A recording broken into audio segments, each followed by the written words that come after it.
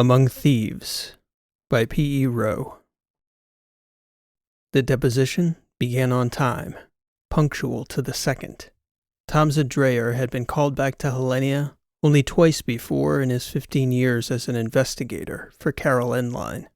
Just as before, there was a living court officer and an attorney for the company, and, he was well aware, the testimonials were configured not only to record official testimony, but also to detect the truthfulness thereof, using infrared and other camera technology that measured pupil dilation, skin temperature and perfusion, heart rate, head movement and body language, and if the physical signs weren't sufficient, the AI could detect deception in the vocal patterns of even the coldest psychopath. Tamza Dreyer had no intention of lying. Still, though, he was nervous, and it showed. "First time?" the attorney asked him. "No," he answered. "Nothing like this, though. A couple of large volume cases, but nothing where anyone got hurt. You'll forgive me if I'm a little on edge. I don't suppose I'll still have a job after this." "The company officers may surprise you, Inspector Dreyer.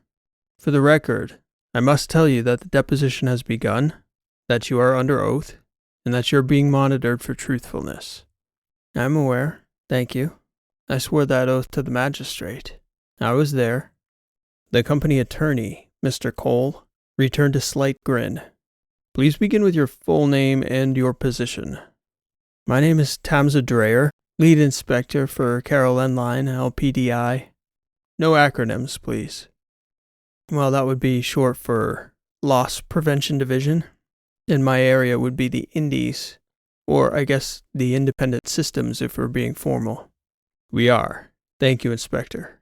I'm Attorney Cole, as I mentioned before we began, and this is Yarmit Oso, the court officer.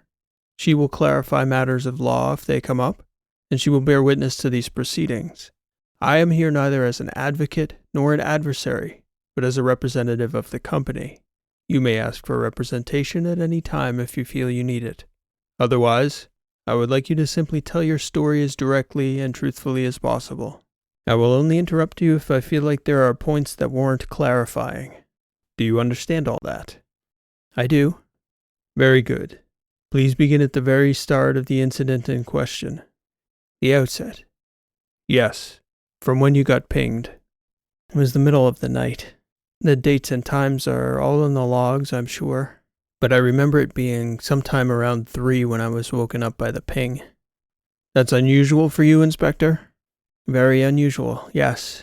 I can count on one hand the number of times I've been woken up like that. I'm in loss prevention, but I'm on the investigation side after cargo gets lost, or, in this case, stolen. Calling me can almost always wait till the day after. Should I go on?" "Please, just keep talking. Maybe begin with why this case was so unusual, why the division thought it was necessary to call you." "Okay, sure. Well, there was some question on one of the bi-weeklies, the Eden to Helenia, the 314, that's the route number. But there was an insurance claim for one of the inner carriers, and the division officer was concerned that there was a body on board we may have lost." "A dead body? A corpse, you mean?" "Yes, sir." "Whose body was it, Inspector?" "Her name was Cillian Murthy. She was the daughter of a Mr. Manara Murthy, a wealthy businessman from the Cylinders here, and her mother, Amina Murthy, is one of the representatives to the Hellenian People's Chamber for the Cylinders. Cillian had died suddenly and unexpectedly while visiting relatives in Tomsport Bay. I presume she got out there on one of the commercial carriers." "Yes, but Tomsport is such a small population at that outpost. You either have to take the bi-weekly shuttle out from Eden, or charter a private flight, and they couldn't get one in that time frame.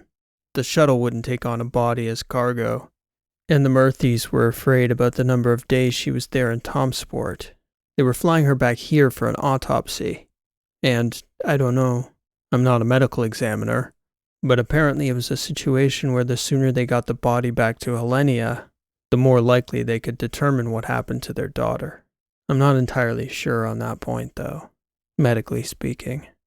"That's an unusual circumstance, is it not?" "Do you mean in general, or with respect to the company?" Well, Inspector, the company doesn't usually take on human remains as cargo. At least that's my understanding. It's not a unique circumstance, but it's a pretty rare case. And who made the decision to take on Ms. Murthy's body? I don't know, sir. That's not my end of things.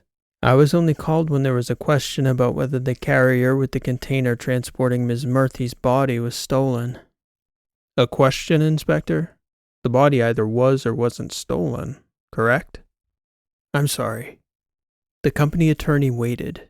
Inspector Dreyer paused and took a deep breath. He balled both his hands into fists, as they were plainly shaking. Inspector, please take your time. My understanding is that your role in this incident is not under suspicion. There's no reason for you to be so nervous. That's not an incident, Dreyer snapped, shaking his head. It's not an incident at all. My partner got shot. Do you understand that? We lost a body. I have been doing everything I can to impress upon the people here that the Murthys, SFIA, they're real people. But all everyone keeps telling me is to relax about it. Relax. Relax. The whole reason any of this is allowed to happen in the first place is that people in this building are too relaxed. Lose a 4 million LCR in our carrier? Relax. It's insured, Inspector. What are you so upset about? As though our premiums had nothing to do with 16 lines being discontinued into the letters last quarter. It's infuriating. I can see. I can't tell you how angry this attitude makes me. The inspector shook his head and took a deep breath. Actually, Attorney Cole said, it's kind of refreshing to know there's at least one person out there who cares about the well-being of the company. It's less about the company than the people. They get hurt, lose their jobs. Important things go missing they can't ever get back. I see. But please, don't hold back, Inspector. I'm sure something in your story warrants that passion. Let the company heads see it. I suspect it will help them to understand. Perhaps. No, definitely. Everyone around here kisses their asses. Now and again, maybe they need someone to grab them around the throat and shake their heads a little. Figuratively speaking, of course. It's just that attitude that gets me. Right off the loss. As soon as that possibility becomes part of the equation of doing business, it all but guarantees that eventually it'll come to this. Missing bodies. Accountants getting shot. That's fair. Please, though, continue when you can. You said there was question about the body going missing. Can you explain that for the record, please? The inspector grimaced. I'm not great at explaining the nuances of the freight industry, but I'll do my best. You may want to consult an expert witness who can explain the different types of freight fraud. SFIA could explain it better than me.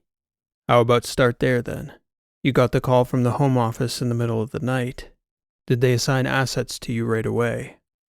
I was told to pull in an accountant and a clone to assist on the case. I requested Chaya as well as a Saraswati clone I'd worked with before. Can you state their full names and record number for the transcript?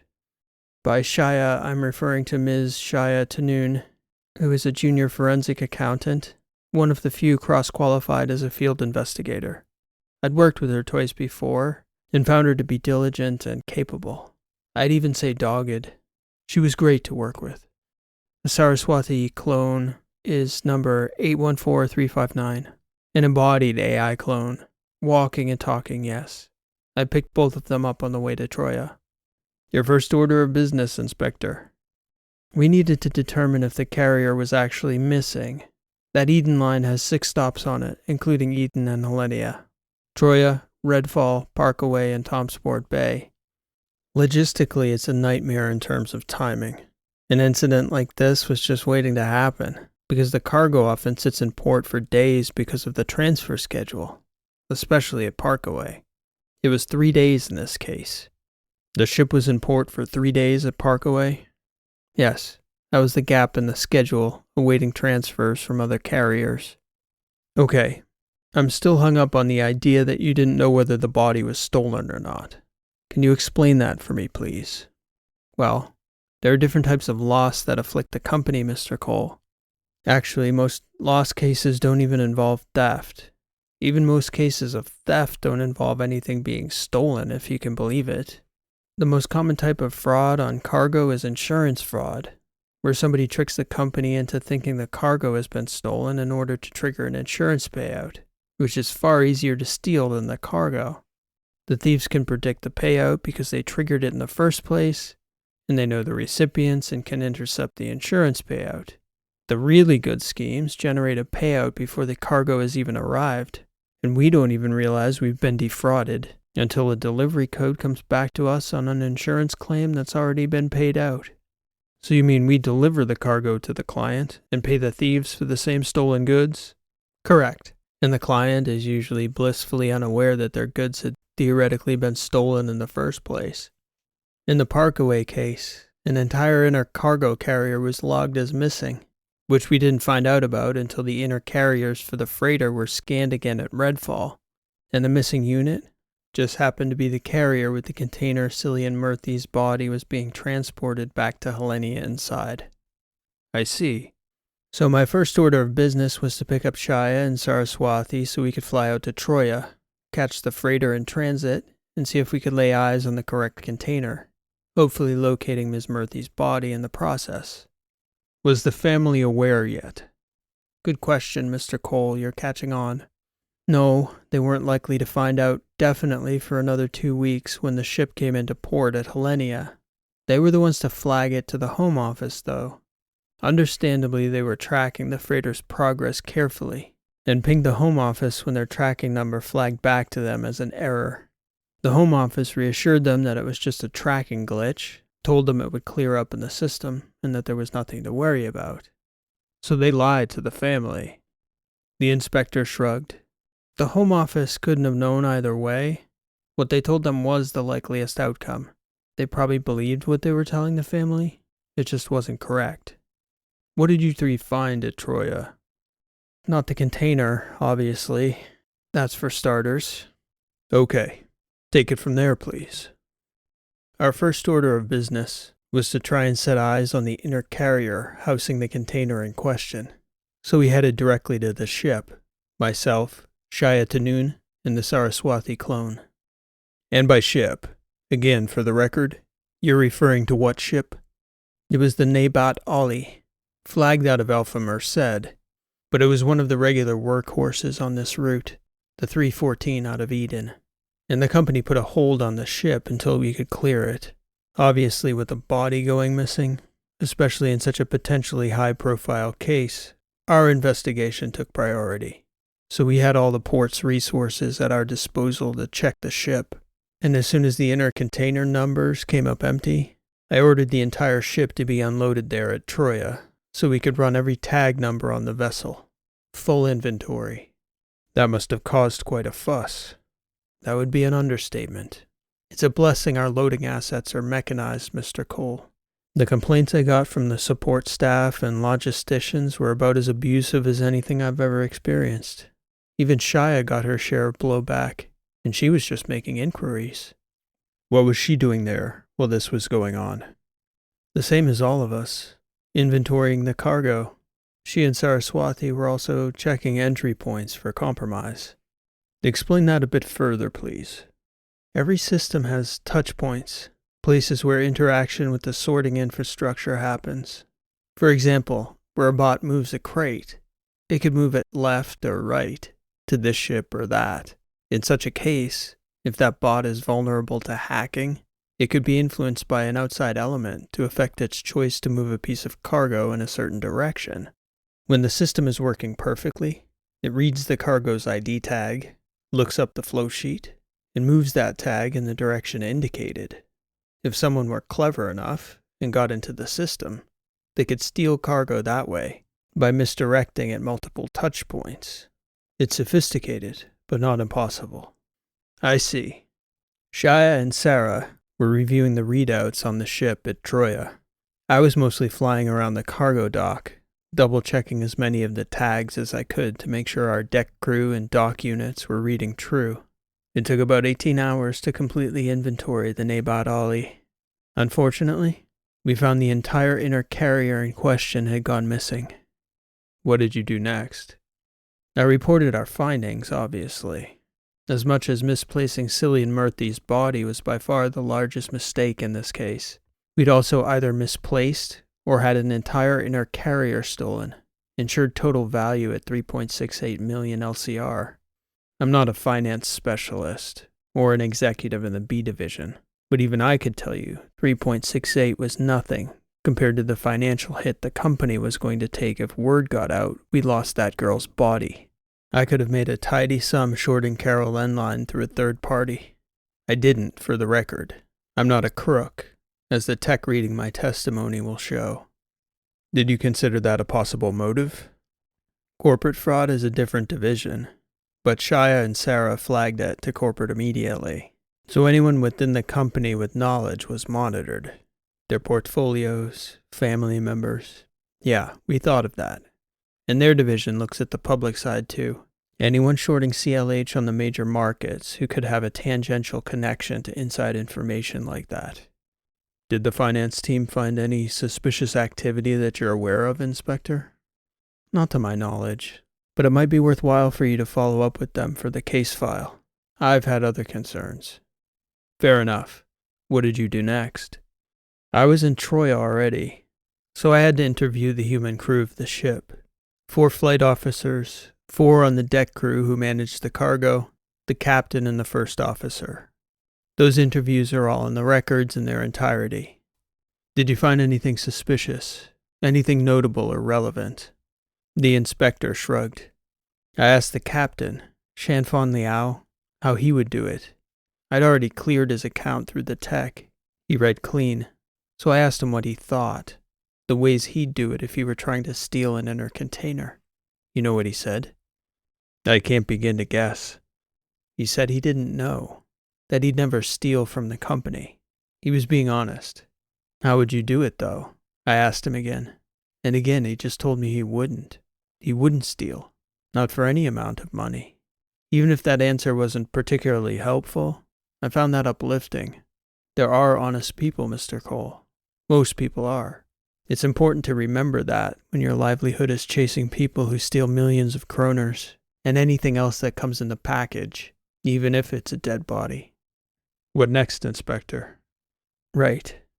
So I sent Shia and Saraswati to Redfall to run all the logs and review the security footage for the port and the ship, and I jumped back to Helenia to meet with the Murthys. I needed to look them in the eye and tell them what was going on with their daughter's body. But you didn't know yet. I knew no one at the company knew where the container was, and I knew I wasn't going to do anything else except eat and sleep until I brought their daughter back to them personally.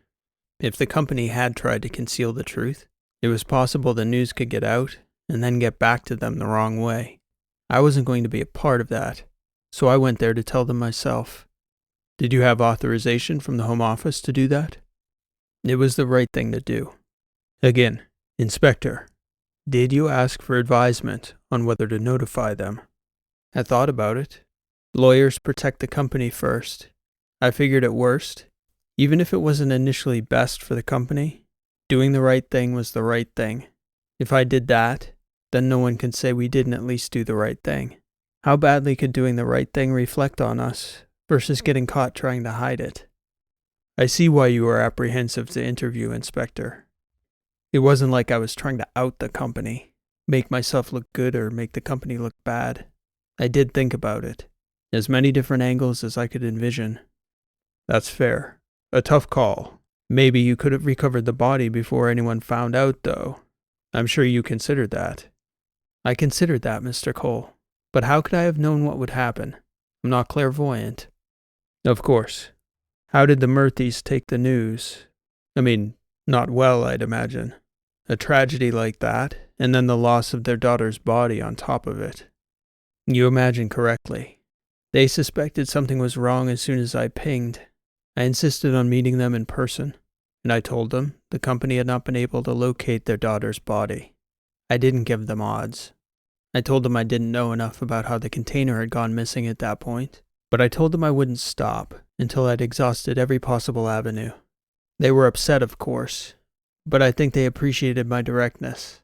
Manara Murthy offered to supplement our investigative team. His business obviously has considerable resources, and Aminamurthy proposed drawing on the resources of the Hellenian government. How did you answer them, Inspector? I convinced them that it would be better to keep the matter quiet while we solved it. I convinced them that if there were thieves, the greatest chance of recovering Cillian was to quietly approach the thieves with an offer, and I assured the Murthys that the company's interest in keeping the situation quiet would offer the best chance to broker such a deal. They agreed, as long as I promised to keep them apprised of our progress. Was there anything else notable about that interaction? Mrs. Murthy made it clear that they would not keep the issue quiet indefinitely. There was no melodrama, or tears, or raised voices, but her tone was certainly serious. Their expectation was clear, and the same as mine, that I would bring their daughter home. Where did you go after you met with the Murthys, Inspector Dreyer? I flew out to Parkaway, which was the next stop on the 314 route. I had been keeping in touch with Shia and Sarah, who'd finished with the forensic auditing of the bots and logistics files at Redfall. They didn't find anything there, but Saraswathi developed a theory about the carrier vanishing. They were waiting for me to join them at Parkaway to delve into it further. But the short version was that Saraswathi believed there wasn't any other port on the line where it was possible to steal an entire inner container. I'll elaborate, Mr. Cole, but I think I should give a bit of a background to the port at Parkaway for the record. Not so many people know it. Please do. Well, the port's name is intended as ironic, I think. The surface of the planet is entirely liquid water. There's no land above the waterline, and the oceans are quite deep, thousands of meters as I understand it. It's a significant gravity well, 0.94 G. So the spaceport itself sits atop a sizable space tower that enables excellent access to the planetary settlements. Most of those either float on great interconnected barges, or the larger cities are propped up on stilts that lift the lowest levels about 200 meters over the water's surface. The city of Parkaway is one of the settlements on a platform, high above the waterline, right at the base of the space elevator. Several million people live on the planet, most of them miners who work in that area. The mining outfits actually use the lower levels of the space elevator to lift payloads up from the seafloor to sea level, where much of the mined material gets processed before being sent up to space for distribution. So that entire area is more of a complex environment than we're used to working in. Sounds like it's not an ordinary port, Mr. Cole commented. That's a fair statement. It's also true that a lot happens there out of the sight of the people passing through. Even the people who do go down to the port city itself have little idea what's happening at sea level, and no idea what's happening below sea level at Parkaway. And that's to say nothing of the other cities or floating outposts. That's not to say it's lawless, but it's an indie, so issues that would be clear here in Hellenia aren't always so easily navigable out there. What types of issues do you mean, Inspector? Issues of law, corporate liability, even land ownership, especially since the planet is water. And in our case, what we believed happened was that our entire inner container was stolen, flown down, and submerged at some point during the Nabat Ali's birth at Parkaway. Under the water. That was Sarah's theory. Anywhere in space would be difficult to hide a regular object like that, and then it would require ships in plain view to go unloaded if they wanted to steal the cargo. Sometimes it can be difficult to say whether the target is the cargo itself or the insurance on it. In this case, we thought it might be both. I can't imagine how they could get away with stealing an entire inner container, Inspector. Our lack of imagination is a large part of what emboldens such thieves, though it is still yet to be said the degree to which they'll get away with it. But you believe the cargo is there now? I'm fairly certain it is. We were confident when we met at the Parkaway spaceport that the cargo was still there somewhere in the system. Again, Saraswathi was embodied in her typical android shell, so Shai and I were a little concerned about how conspicuous the three of us would be once we descended. We don't exactly look the part of Parkaway maritime miners, and we don't sound like it either, as you can well hear. Can you elaborate on that, Inspector? What type of population is it out there? Pretty rough people, to put it bluntly. I'd say the biggest chunk of the population moved out there over the past 50 or 60 years from mining families around Dreesens. You'll hear a lot of Iofan accents out there. Apart from that, it's a lot of wanderers passing through, trying to make a quick kroner to get them on to the next leg of their journey to who knows where. Understood. Shia especially talks a little too pretty to pass out there. Anyway, we stopped in the city itself, checked into our rooms, and sent Saraswati on walkabout to figure out where our cargo had come through while the Nabat Ollie was docked at the spaceport above. We have warehouse space there as well, and we have a handful of regular human employees. My first order of business was to interview them individually. As far as I was able to determine over a couple days, our people didn't have the faintest idea why we were out there. They knew we were out there for the Ollie, and that something had gone wrong with it. But all the numbers on Shia's end checked out, which meant that they checked out for the dock workers too. I didn't detect any signs of deception or evasiveness in them, so we began working under the assumption that the thieves didn't have inside help. But there was a lot of data that had to be altered in order to pull off a theft of that magnitude. Fraudulent flow sheets, lading records, even video files of the spaceport. Sounds more like a hack than a heist, Mr. Cole stated. Anything that rises above pilfering requires such, Inspector Dreyer agreed. I put Saraswati to work on all that data, scouring the records to find whatever signs of tampering she could dredge up. Shia and I were trying to see if we could locate any unusual patterns in ocean traffic coming into the city. We suspected the cargo the thieves were after was a large amount of pressed metals. It made sense, because a lot of those elements were being mined at Parkaway. And being in the business, miners could move it, wouldn't need to do any refining, and nobody would be overly suspicious of a mining outfit putting large amounts of metals on the market in a short span. It was also something they could keep hidden down there in the dark of the ocean where only they knew about it, wait a few months or a few years, and then put the same metal back on the market. Are you of the opinion that this is the first time a scheme like this has been employed, Inspector? On this scale, I'm inclined to think so, but I'm not certain. We're vetting similar loss cases over the last decade or so, but it was one of the company's first questions as well. My team was focused on Ms. Murthy's recovery. As soon as we flagged this scheme as a possibility, the Home Office assigned another team in Shia's department to probe the books for that route over the past 5 years. The inspector paused, seeming to have lost his train of thought. You mentioned the ocean traffic, Attorney Cole asked. Were you able to find anything out of the ordinary? No. Nothing came up initially. It was a strange situation, because we could feel that we were close to something, but we had no tangible leads to follow. And all of Shia and Sarah's modeling pointed to Parkaway, so I decided we should talk to some locals. I directed Shia to dress down a little, did the same myself, and we went to a local bar in the city proper that a couple of the company employees had mentioned during their interviews. There are quite a few places to drink in the hospitality district, near the hotels. A lot of the deckhands came through there regularly. The name of the establishment, please, Inspector. For the record. I'd prefer not to say. Mr. Cole paused to allow space for Dreyer to elaborate, but he didn't. Nearly 10 seconds passed in silence. That's your right, of course, Cole stated.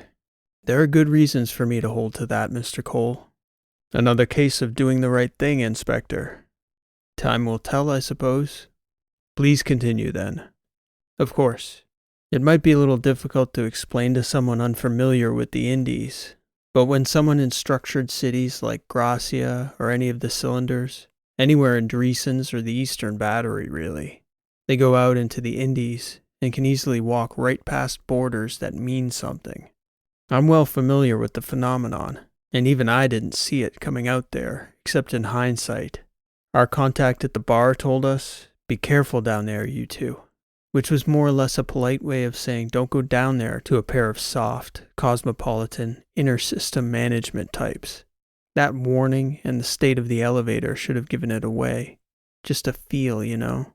The lighting, the dirty floor. You don't know where the cameras stop. That's the thing. Parkaway at the base of the elevator, the city, that place is well run. The corporations that do business there need it to be run that way, or at least appear to be run that way. Down at the water level, when Shia and I stepped out of the elevator, we had no idea there weren't cameras running. The people down there have to want them. I should have felt it. Shia did, I think. Even as she professed her comfort with proceeding, having a look around, I could see the apprehension in her body. She carried it in her shoulders, but I think she wanted to impress me. Maybe it was that, or she was so inexperienced in the field she just didn't have a gauge on when a field investigator should pull back. "When do you pull back, Inspector?" Dreyer shrugged. "Certainly if we know we're entering a dangerous area like that alone, overextended, making an obvious target of ourselves, and, I would say, anytime our gut tells us something isn't right. Shia's did, I think. She just didn't have the confidence to call it out to me. I'm fairly certain I'd have listened if she had. I did wonder about the absence of video.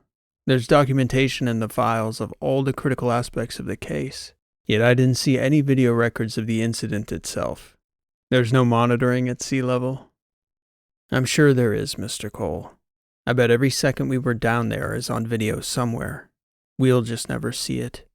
As I said, we crossed the border, and we started walking around looking in doors and down corridors we shouldn't have been poking around. I thought we might find a friendly person or two down there to help us get a lay of the land. Instead, as we walked, we got uncomfortable stares. People looked at us funny when we greeted them. I didn't see anyone obviously following us, but I'm sure it was clear to most of the people we saw down there who we were. We made 2 passes along one of the main docks. The atmosphere is breathable at sea level on Parkaway, but it's pretty tough, so most of the docks aren't exactly open to the water. The gangways aren't properly sealed, but they're enclosed. Similarly, the crane access is run on a grid along the ceilings above the piers. I'm sure it's mostly automated. But we didn't get a chance to get into the logistics of how all the ships got loaded and unloaded, how everything flowed down there.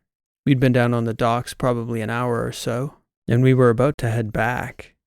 Shia wanted to take a look at the water from the end of one of the piers. She'd never seen an ocean like that before. I guess we'd gotten comfortable enough walking around to think we were going to be left alone. We were walking down the 5th pier from the elevator we'd descended, maybe about halfway down the corridor that ran alongside the pier. That entire section was managed by a company called Dial 10 Maritime. I'd say we were maybe 1,000 meters from the base of the elevator. It was fairly open, and we didn't see anyone down there, so it didn't strike me as the tactically stupid place it proved to be. There was absolutely no warning. I can't speak for Shia's experience, but I didn't see anything. I heard the shots first. Almost simultaneous shots from several positions, maybe 5 or 7 in the span of a couple seconds. We both tried to dive for cover. I ended up landing on top of Shia, who screamed. In the moment, I was afraid I'd hurt her. I hadn't meant to land right on top of her. She was faster to the ground. Whether it was her instincts or the reaction to getting shot, I don't know. I don't know all that much of what happened, really. But I didn't realize she was shot until a few seconds later. She was breathing too fast. I rolled to the side of her and I pulled out my sidearm, more out of instinct than any strategic thinking. We were obviously outnumbered, and 2 of us carrying small arms like that, sitting on the bottom of an open space, getting fired down upon from multiple positions above, no cover. I didn't even get a sight of a single shooter. I've had a lot of time to think about it. I suspect hitting Shia was a mistake. That many shooters missing us from that range, when we were out in the open with no forewarning. Nobody's that lucky. It might have been a ricochet. Anyway, I shot back a few times, mostly aimlessly. I didn't have a good read on any of the shooters' locations. I think it was maybe 30 bolts exchanged. I'm almost certain I didn't hit anything before I noticed the initial burst had died down. Initially, I thought it was the shock of the moment that had caused her to hyperventilate. It must have been hard to process what was unfolding, Inspector. Process, Mr. Cole? No, not hard. Impossible. You can't process something like that until after. You have to just react. I confess I couldn't even think.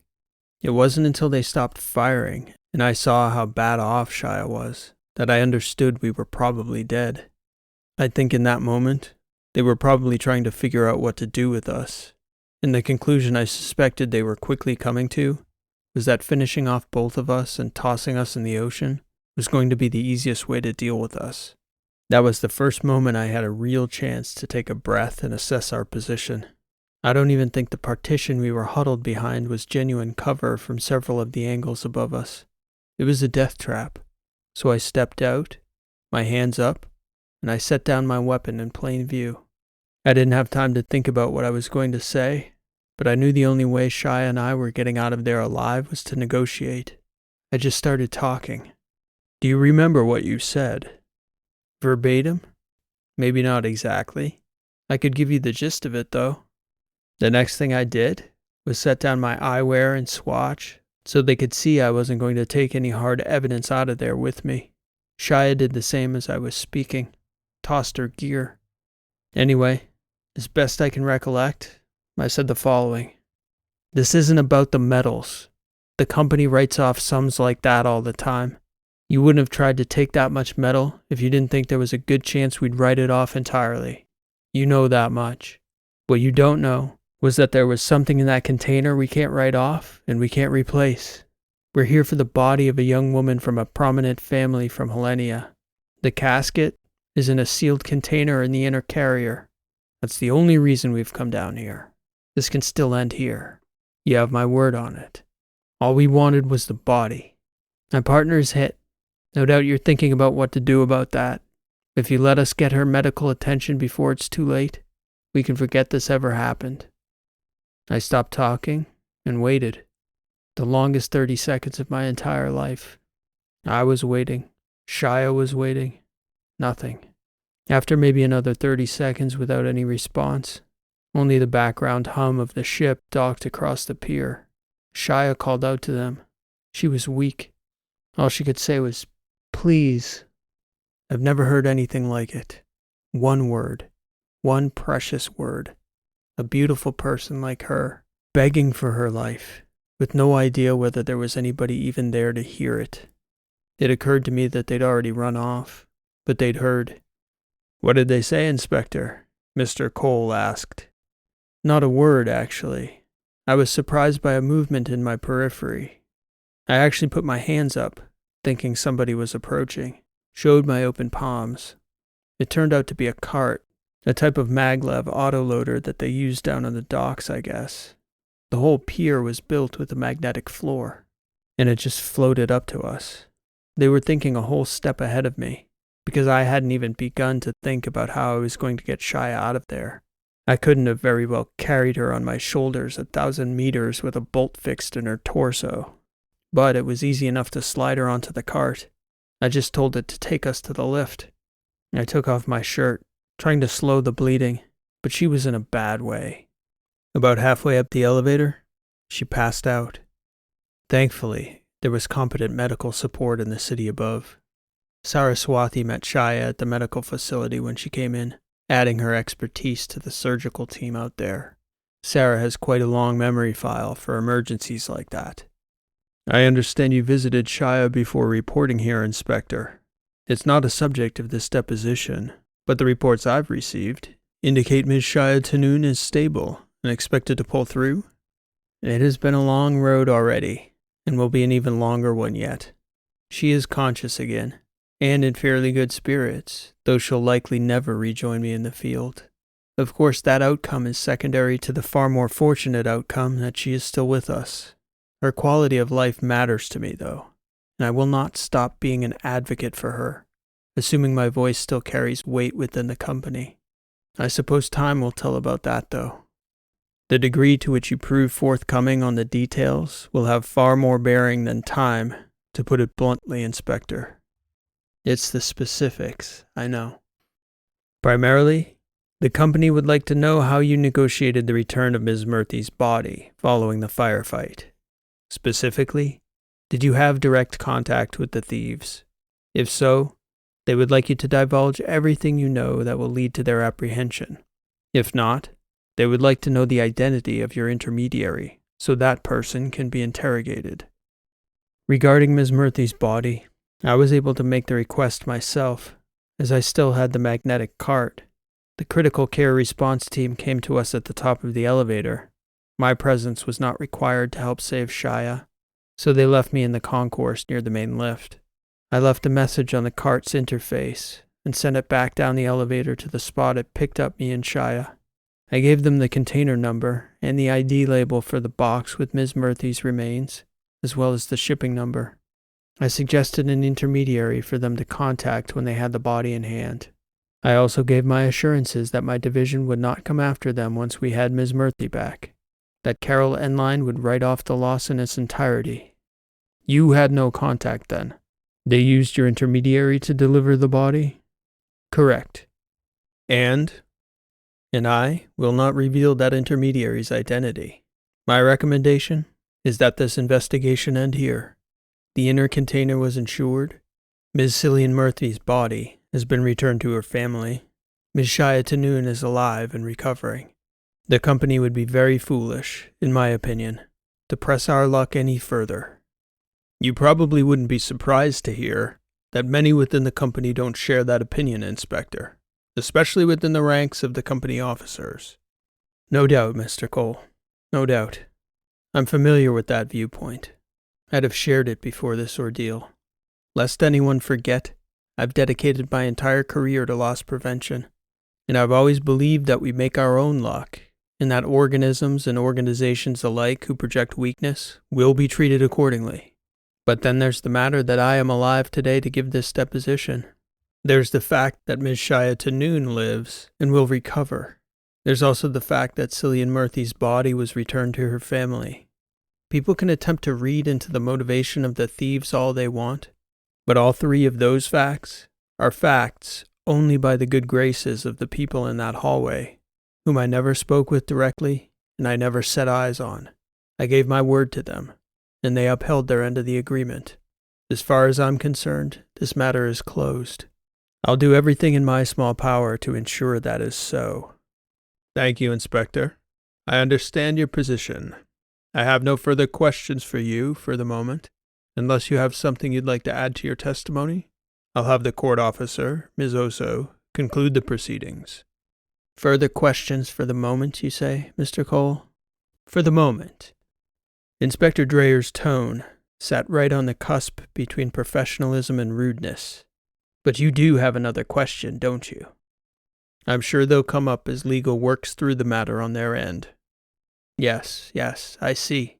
Dismiss the recorder so you can ask the question that matters to legal off the record. You have something to add, Inspector? Yarmit Oso, the court officer, asked. You are free to add it to the record, of course. You know what question he wants to ask me, ma'am? Can you guess? I wouldn't presume to guess such things, Inspector. I take an accounting of the facts, as required by Hellenian corporate law. It's not a matter of fact or law, at least not a legal matter yet. Do you know why I was nervous to give this testimony, Mr. Cole? I'd give you the same answer as Ms. Oso, Inspector. I wouldn't presume to know more than the facts you've revealed. Your state of mind is not for me to know unless you care to share it. When we started, I was afraid I would care to share, that it would cost me my job, and I was afraid that if I really said what I wanted to say, it would mean I'd never find another job in my field. I was afraid I wouldn't be able to hold my tongue. Then I would say you're still in a similar position to your thieves, Inspector Dreyer, Attorney Cole stated. I would say you're at the point it need go no further. You may step off the stand before you say anything regrettable. The answer, Ms. Ozo, is that Mr. Cole has been instructed to ask me off the record about the disposition of the Murthys. It would look bad for the company if he asked me that question on the record. And I understand why the company wants to know. That's their real point of exposure. They can deal with the port at Parkaway in the future. Legal wants to know if I have a sense for Mr. and Mrs. Murthy's state of mind. That bothers you, Inspector, Mr. Cole said. Surely in your line of work, pragmatism can't be all that shocking. The company looks out for our interests the same way your thieves didn't let you and Ms. Tanun live out of the goodness of their hearts. Nor did they dredge that girl's body off the bottom of the Parkaway Sea out of respect for poor Mr. and Mrs. Murphy, but out of self-interest. The difference is that they don't pretend they're any better than they are, Mr. Cole, Inspector Dreyer said. Would you like me to answer the question? I'm not going to do it off the record if I do, but I'll answer it willingly in the presence of the magistrate. Reluctantly, Mr. Cole made a gesture for the inspector to continue. I'm sorry, Mr. Cole? Inspector Dreyer asked. Did you have a question for me? There was a long silence as Cole looked over at Dreyer angrily, shaking his head. How were the Murphys, Inspector Dreyer? In the moment, as the reality of their daughter's death was hitting them, seeing the sight of her coffin for the first time, I just didn't think to ask whether they intended to sue us. I had the sense at that moment that they preferred to be left alone to grieve. That seemed like the right thing to do. When Dreyer finished speaking, Attorney Cole was silent for nearly 10 seconds. Dreyer glared at him through the silence. Any further questions, Mr. Cole? The court officer, Ms. Oso, asked. Not at this time. Anything further you care to add to the record, Inspector Dreyer? No, ma'am. Then I call this deposition to a close at the marked time. Inspector Dreyer, Mr. Cole, you are both excused. Yarmit Oso nodded to both men as she stood and excused herself from the room. Cole looked over at Dreyer, but didn't open his mouth. After a moment, Dreyer stood and walked out. Inspector Tamza Dreyer filed out of the court offices and into the wide western causeway that led down to Gracia Crossing. The main exit from the court was about 30 stories up from Helenia's ground level, and that western causeway flowed directly down to Gracia's great hub, which was particularly striking from that height. Far enough up that the view still inspired the type of awe one had of perching from a grand height. Far enough down that one still got the humbling impression of gazing up at a magnificent architectural spectacle like a great cathedral vault. Dreyer found his feet almost moving him there automatically as he reflected on the deposition. He was angry. He was exhausted. He was thinking that no one else in the crowd around him knew a thing about Shia, about Cillian Murphy, about shipping loss. He stepped out to an observation vantage, an open balcony crowded with people looking down on Gracia Crossing, gazing up at the lights, following the birds in flight, marking the perfection of their design, nearly as perfect as the real living thing. Dreyer found himself marveling at the sight as well, tracking the most colorful of the bots as they took flight, alighting on the railings surrounding the crow's nest, only to drop off again and circle back around the grand carousel. He found himself wondering how long it would take him to learn to build a bird. It's quite a sight. A woman's voice seemed to be addressing him. Dreyer turned to see Yarmit Oso, the court officer, standing to his left. Somehow she looked different now that they were outside the court, but it was the same woman. She smiled at him. He returned a puzzled look. Relax, Inspector. I didn't follow you here. I've been working as an assistant magistrate for 13 years now in those same offices. People from Gracia usually go straight home when they're done testifying. Everyone else walks here, like clockwork. What about you, Ms. Oso? You live here in Gracia? I do, but I came this way because I knew you'd walk this way. I wanted to talk to you off the record. That seems irregular, not in keeping with regulations. He nodded, betraying some frustration at her accurate reading of him. Maybe it is, she said, grinning. Maybe I also thought it was the right thing to do. Funny. She smiled. I promise to be honest with you if you promise to be honest with me. He shrugged. I'm not a liar. Yarmit Oso looked back at him probingly, and then gestured to the vast open space, the air above the courtyard below. They're beautiful, don't you think? The birds? Ms. Oso nodded. One of the parrots was designed and built by Saraswati herself, the Prime. Is that so? A machine building a machine for fun. That's something. If you're lucky, you might see it. A red parrot. I'll keep my eyes out for it. There's another funny thing about working for the court for 13 years. It's probably similar in your line of work too, Inspector Dreyer. But I can tell when someone is lying to the court. So can the equipment, Miss Oso. It sure can, yes, when a lie is explicit. Funny thing about the gear, though, is that it has a difficult time picking up other types of lies. He looked back over at Miss Oso again, trying to pick up on her intentions. She smiled at him slightly.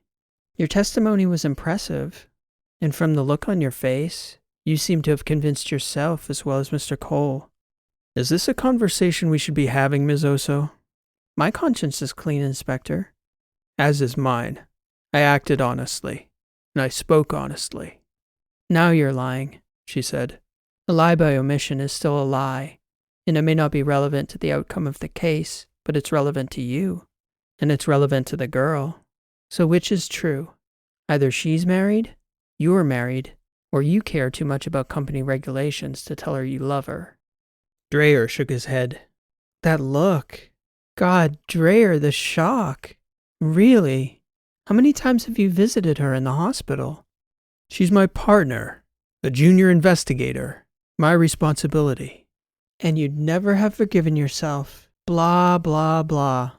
Go back to the hospital and ask her for it then. We're always harder on ourselves than the people who love us. And after she forgives you, tell her you love her, Dreyer. You're probably getting fired anyway. Might as well make it worth something. Is this... Dreyer looked back at Ms. Oso, totally flummoxed. I mean, do you end all your depositions with life advice? Only the ones where something so painfully obvious as tearing somebody up inside for no good reason. It was the right thing to do, don't you think? Dreyer shook his head. She smiled at him again. Think about it, Inspector. Then forgive your own thick-headedness. Sometimes we're the last to know. I don't know what to say to that. Then don't say anything. Enjoy the birds. And good luck with SFIA. He didn't say anything. Tamsin Dreyer looked over at Ms. Oso curiously as she smiled and turned and slowly walked away. He elbowed his way up to the railing and looked out, straining his eyes as he followed the streaks of color over Gracia Crossing again and again. Dreyer smiled and watched the birds, turning it all over in his mind one more time. All the same information, all different now. Whether spoken aloud or not, truth is truth, Dreyer thought. Sometimes we are the last to know. Among Thieves. This has been an original story, written and read by P.E. Rowe. Thank you for listening, and I hope you enjoyed this story. If you're enjoying the podcast and you enjoyed today's story, I'd humbly ask that you leave a like on today's podcast, as it helps the channel to grow and reach more sci-fi fans like you. As I mentioned last week, the audiobook for Bird on Mars is now available. I have a limited number of promo codes in the US and UK markets for each of my audiobooks, including Bird on Mars. So if you're interested in getting a free copy of any of my audiobooks on Audible, all you have to do is follow the link to my support page, scroll down to the contact form, and fill it out, letting me know which book you're interested in and which market is better for you, US or UK.